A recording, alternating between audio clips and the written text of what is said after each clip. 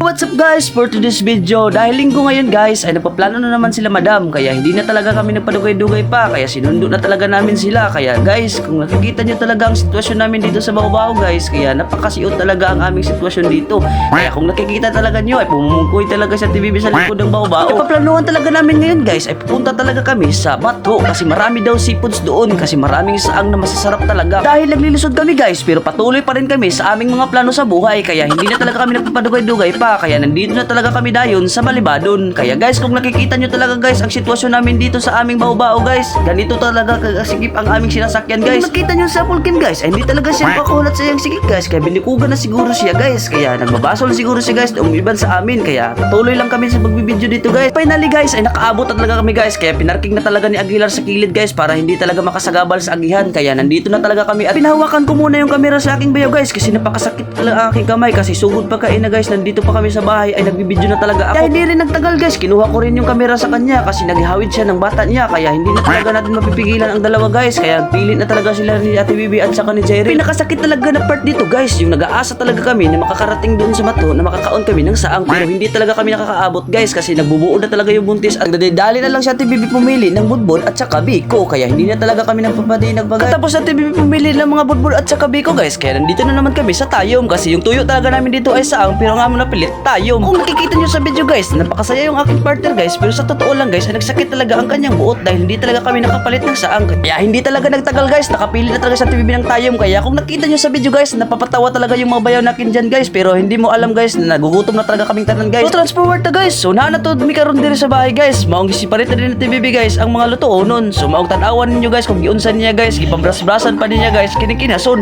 So tatawan ninyo guys para naapod mo makatunan ba.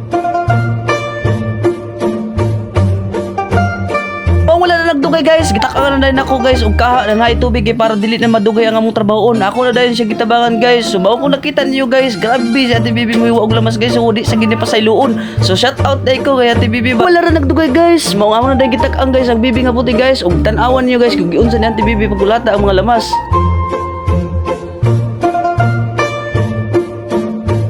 Nagdugay guys, transforward na punta din dapita guys. Sumawang ibutang na TVB ang shrimp guys. So wala na din niya padugay-dugaya guys. So wala pa siya mahuman di ay sa iyang pagdukdok sa lamas. At tapos nga na TVB magbayo ng lamas guys, kaya binutangan na talaga namin ng gulay. At kung napansin niyo talaga guys, ay halos lahat talaga kami ay nakabidyo dyan guys, kasi vlogger daw ang tawag sa amin, kaya vlogger na talaga kami guys. Kung gustuhan mo ang video natin guys, please like and share lang guys, kaya para marami pa tayong ma-upload ng video sunod.